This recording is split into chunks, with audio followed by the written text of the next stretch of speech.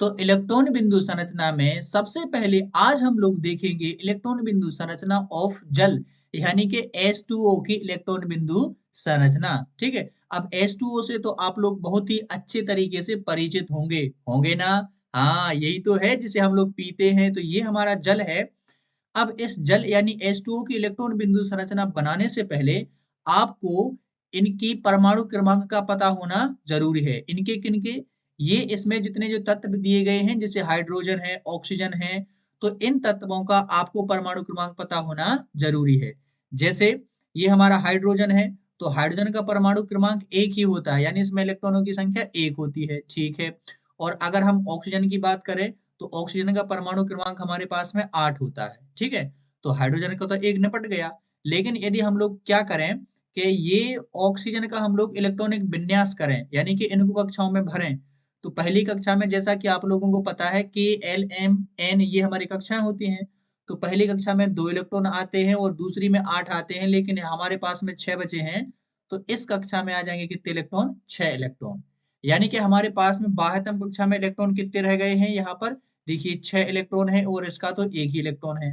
ठीक है, तो अब देखिए इससे हम लोग क्या करने वाले हैं, क्योंकि हम जब इलेक्ट्रॉन बिंदु संरचना बनाते हैं तो हमारे पास में जितने बाह्यतम कक्ष में इलेक्ट्रॉन होते हैं हमें केवल उनकी ही जरूरत होती है।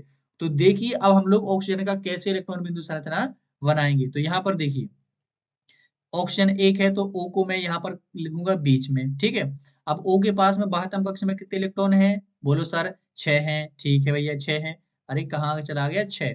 तो अगर ये 6 इलेक्ट्रॉन हैं तो मैं इनको कुछ अलग कलर से ऐसा लिख देता हूँ। तो 6 में ऐसे दे देता हूँ, एक, दो, ठीक है, ऐसा डॉट, क्योंकि बिंदु बनाना है। ठीक है, ये हो गया दो, और ये हो गया हमारे पास में चार, और ये हो गया पांच, और एक ये हो गया हमारा छह। तो ये 6 इलेक्ट्रॉन हो गए। अब हाइड्रोजन हमारे पास में 2 हाइड्रोजन है, तो 2 हाइड्रोजन को हम लोग कैसे लिखेंगे, तो एक हाइड्रोजन को आप लोग यहाँ पर लिख देंगे और एक हाइड्रोजन को आप लोग यहाँ पर लिख देंगे। अब हाइड्रोजन के भी हम इलेक्ट्रॉन दे देते हैं, तो हाइड्रोजन के इलेक्ट्रॉन दे देता हूं मैं। इसके भी कितने हैं, 2 इलेक्ट्रॉन होते हैं हाइड्रोजन में, 2 हाइड्रोजन है तो 2 इलेक्ट्रॉन। तो इस हाइड्रोजन का मान लीजिए ए हो गया और इस हाइड्रोजन का मान लीजिए ए हो गया। अब देखिए जो हमारा हाइड्रोजन होता है, जब भी वो किसी दूसरे तत्व से जुड़ता है तो वो हमेशा इलेक्ट्रॉन का एक जोड़ा बनाकर ही अपने आप को संतुष्ट कर लेता है। यानी कि ऐसे केवल एक इलेक्ट्रॉन ही चाहिए होगा किसी से जुड़ने के लिए। तो यहाँ पर ये क्या करेगा, ऑक्सीजन का एक इलेक्ट्रॉन ले लेगा, तो फिर ये कुछ इस प्रकार से बन जाएगी, ये बन जाएगी कुछ ऐसे, बन जाएगी ना। ठीक है, इसको थोड़ा अच्छा बनाते हैं गोल मटोल, तो ये कुछ ऐसे बन जाएगा। ये हमारा क्या निपट गया, हाइड्रोजन निपट गया। ऐसे ही इसको निपटा देंगे, हाइड्रोजन को यूं निपटा दिया। ठीक, अब देखिए लेकिन यहाँ पर जो हमारा क्या है, ऑक्सीजन है, इसको बाह्यतम कक्ष में इसके हमारे पास में कितने इलेक्ट्रॉन है, यहाँ पर 6 है। ठीक है, ऑक्सीजन के।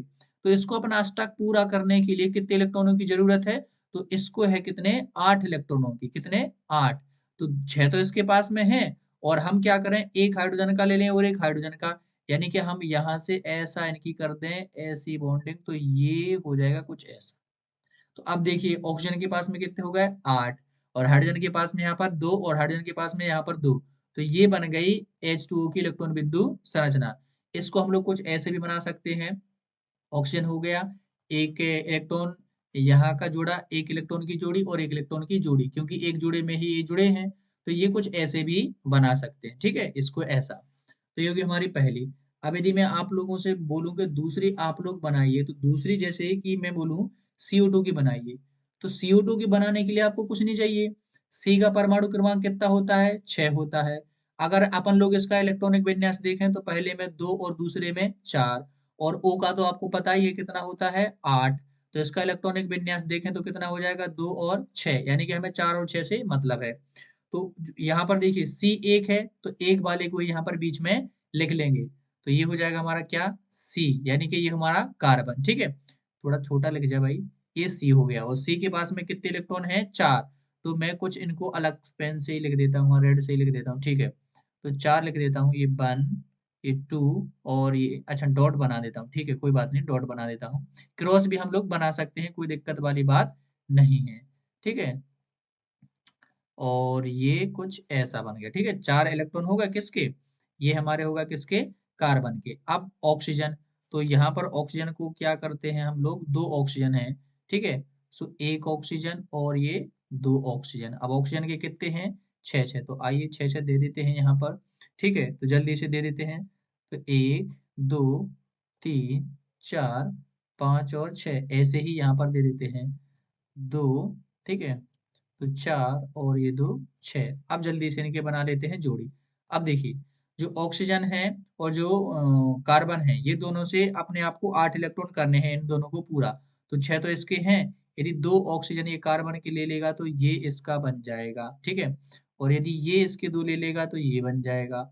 और अब यदि मैं क्या करूँ, 2 इसके ले लूँ, 2 इसके ले लूँ, तो 1 कार्बन के भी खुद हो जाएँगे 8, तो ये कुछ ऐसे बन जाएगा, ठीक है?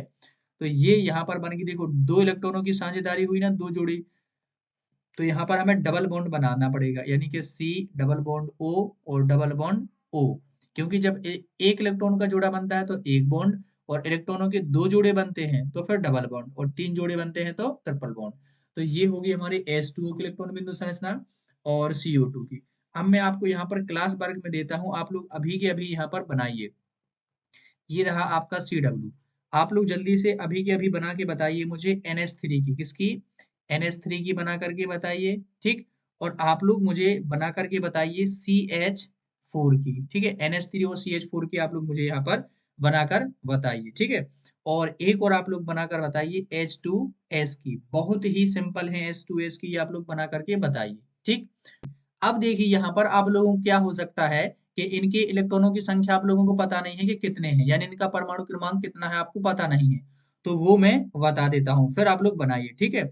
जैसे यहाँ पर है नाइट्रोजन, तो नाइट्रोजन का आपको पता ही है कि जो परमाणु क्रमांक कितना होता है, 7 होता है।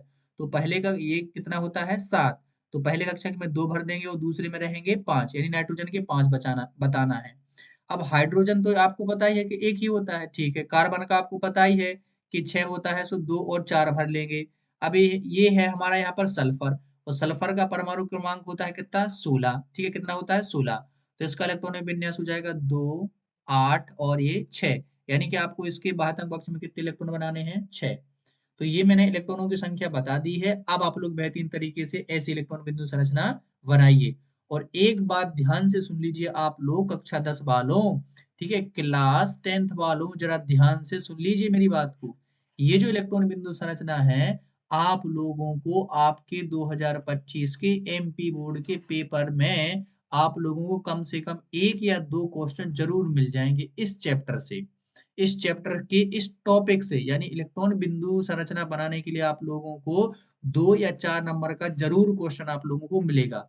तो ये बहुत ही इंपॉर्टेंट है आप लोगों के लिए, ठीक है? तो मैं आशा करता हूं कि आप लोगों को इलेक्ट्रॉन बिंदु संरचना बनाना बेहतरीन तरीके से आ गया होगा। आ गया ना?